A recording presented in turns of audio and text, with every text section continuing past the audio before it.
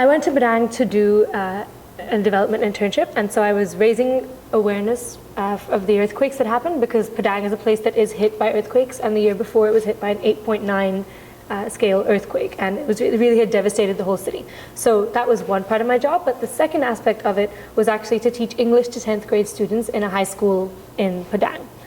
The most challenging aspect of my work, I would say, would be to really reach the communities that we were going into, because we went everywhere from orphanages to health clubs to reach adults. And what's really shocking when you get there is that although living with earthquakes is a reality for these people, they really don't want to know, and they don't want to learn about what to do in different situations. So that for me was the most challenging, to find a way to reach them and to find a way to engage them in what we were trying to say and get them to speak to us and learn about it for their safety.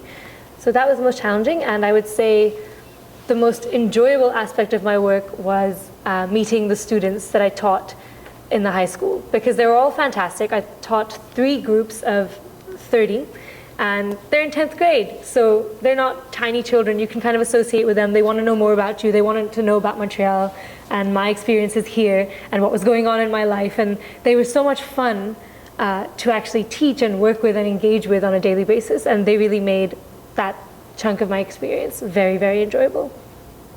What I was doing in India was sales, and much of it involved calling and liaisoning with current clients of the company around the world, everywhere from Sweden, Germany, South Africa to Australia.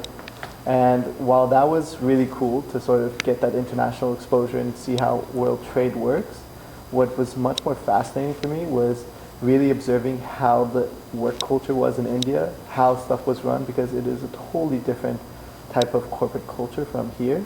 And of course, India being one of the fastest growing economies in the world, I know in the future it's invaluable knowledge for me to realize really how stuff works there. So if I ever have to go there for my job, I'm not in total shock.